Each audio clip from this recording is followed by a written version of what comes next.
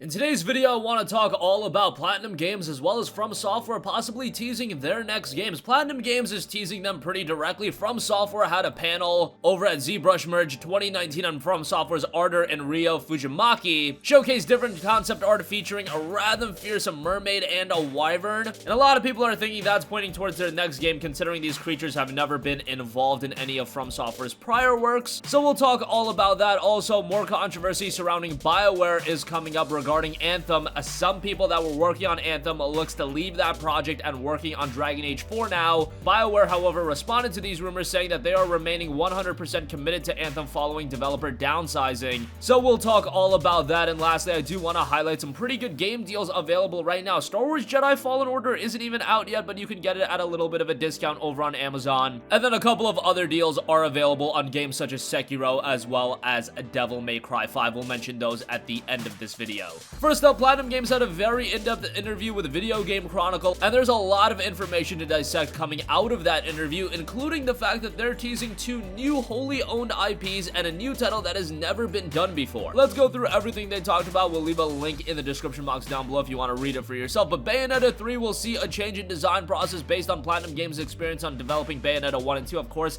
Bayonetta 3 will not be available on the PlayStation 4 or PlayStation 5, given that it's a Nintendo-funded title. It will be on the Nintendo Switch. Platinum Games, however, is midway through the development of an unannounced title which, quote, has never been done before, according to Atsushi Inaba, development studio head. He added, quote, I know a lot of people say that, but the game we're working on, it truly is unlike anything else. Even for our varied history of veteran game developers, this is something that has never been designed before. So from a game design perspective, we're very excited right now. That has me very excited because I know the great gameplay that Platinum Games puts out, and if they're saying that they're working on something that's never been done before, that means that they're innovating on a whole new level. And for Platinum Games to innovate on top of what they've already done, okay, that gets me really excited. Here's what also gets me excited. Platinum Games is aiming to move towards self-publishing, as it will eventually have the freedom to own its intellectual properties and make independent decisions on future directions. Inaba added, saying 2019 will be an incredibly important year for us. Without speaking directly to the number of titles we may or may not announce, I can say it's going to be a year of some major new approaches, new challenges, and new methods for us. Basically, we're building a new foundation that in later years will pay dividends. For us, new challenges are going to be very important. Platinum Games' new approach includes a move away from relying on external publisher funding, as well as an examination of how it structures game design. So if they move away from external game publishers,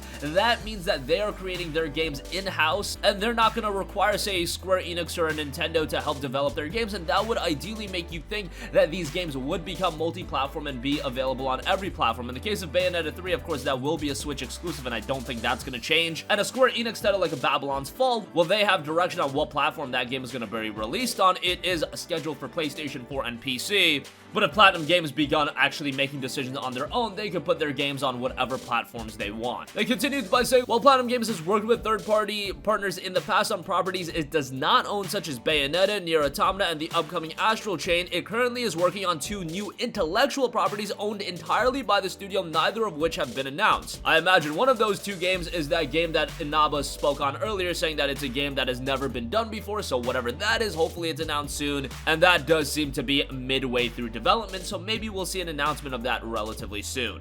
It was noted that the creation of wholly owned properties will not result in the end of third-party collaborations. However, quote, there are still going to be potentially games in which we partner with publishers to do big things with big IPs. There might be some co-publishing options where we're doing some of it and they're doing some of it to make a larger game, and there might be situations where we're going to be doing self-publishing larger games as well, so that's very exciting as well. Generally speaking, Platinum Games hasn't been known for enormous games, especially if they self-publish a game. However, it looks like they are moving towards the direction of wanting to self-publish massive games as well. Platinum Games is one of those studios that I think in the future they can be one of the top studios in all of gaming, and to see them continue to expand, to see them put out compelling games, that's something I'm all for. While Platinum Games, not every game has been a home run. I point to games like The Legend of Korra.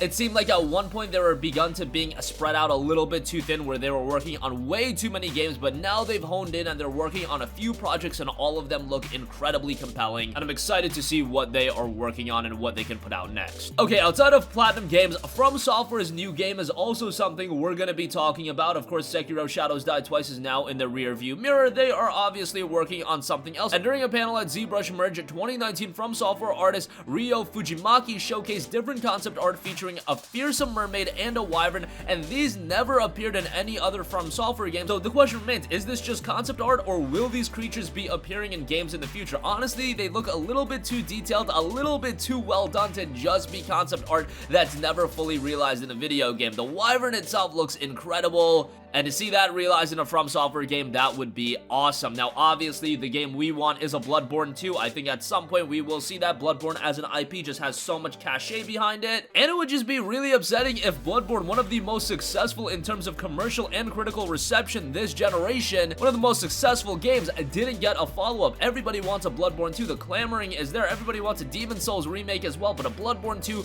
would be next level. Hey, a Bloodborne 2 as a PlayStation 5 launch title? Sign me up for that, and that would be an absolute system seller if we could get that at launch. I'm getting way too ahead of myself at this point. That's just speculation, but nonetheless, that is what I would like to see. Okay, moving on from that, Bioware is shifting focus to Dragon Age 4 as project leads leave behind Anthem. Obviously, Anthem is a game that could be classified as a little bit of a train wreck right now. Of course, highly anticipated. Unfortunately, at this point, the game's player base is dwindling and matchmaking has actually become an issue, and it looks like some people have left the Anthem team in order to focus on Dragon Age 4. Noted over the past couple of weeks, 3 key members of the game's development team, lead director Jonathan Warner, lead producer Michael Gamble, and executive producer Mark Dara, all have left Anthem development behind. The former is poised to return to the game following his sabbatical, but the other 2 are going back to work on Dragon Age 4, and while this was somewhat expected, that doesn't seem to be a good omen for the game. However, Bioware did respond, saying that, quote, "We remain 100% committed to Anthem and look forward to showing players the new content we are working on. We want to make sure that we aren't overpromising, so our updates on what's coming in the game will be focused when we have things near completion." A follow-up by Chad Robertson also noted, "Along with lead producer Ben Irving and I, we've got a big team between Austin and Edmonton focused and motivated for improving the game. We appreciate your support and for being on this journey with us. Honestly, at this point, I don't know if Anthem is salvageable. When you already have a dwindling player base like this,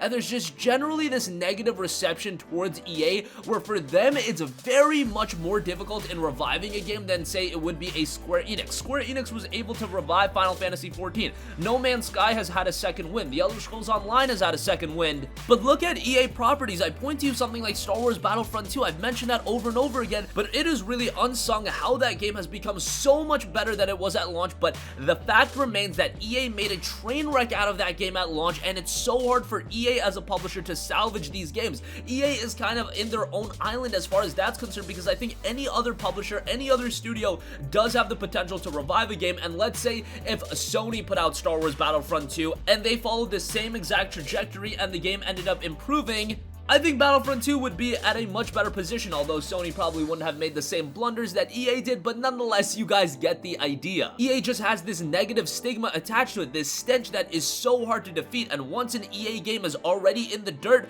man, it is going to take an enormous feat to dig that game out, and I really don't think Anthem is salvageable at this point. We've seen the game's price drop as low as $20. Yes, I saw it for $20 on Newegg at one point. We've seen content being added, we've seen improvements be made, but over these past few months, the game's player base has just continued to dwindle and dwindle. Obviously, player base is going to dwindle over time, comparatively speaking to launch, but the game is just falling apart at this point, and for an online-focused game with a lack of a player base, that is a huge issue. I think one notion being that The Division 2 just came out, and if you want a compelling multiplayer experience, are you going to go with The Division 2 or are you going to go with Anthem? Obviously, those games have their differences, but The Division 2 is without a doubt the better game right now, and I think people are just flocking on over towards that. I think that's one kind of understated point, but nonetheless, Bioware is saying that they're going to remain 100% committed. I find that hard to believe, and honestly, I don't even know if that's the best decision at this point. Alright, and lastly, I do want to give you guys a heads up that Star Wars Jedi Fallen Order is down to $49.94 over on Amazon. The game isn't even out yet. It'll be out on November 15th, but down to $49 for that. That's $10 off. Check it out for yourself. That isn't a bad buy, and with your pre-order, you also do get a Star Wars Jedi Fallen Order outfit with unique cosmetic equipment for your lightsaber and droid companion. That game is shaping up pretty nicely, and it is being done by Respawn. It is a single-player Star Wars game. I know Star Wars and EA hasn't been a match made in heaven.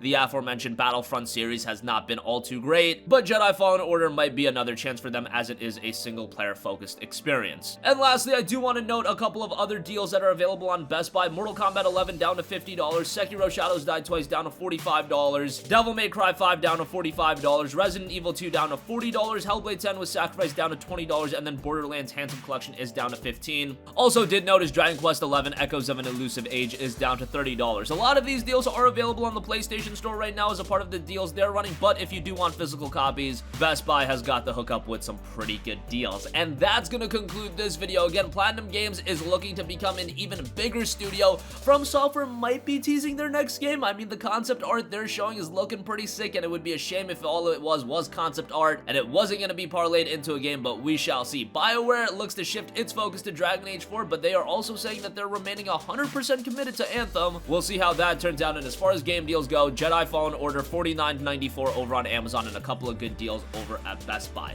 That's gonna conclude this video. Sound off with all of your thoughts in the comments section down below. Thank you for watching, and goodbye.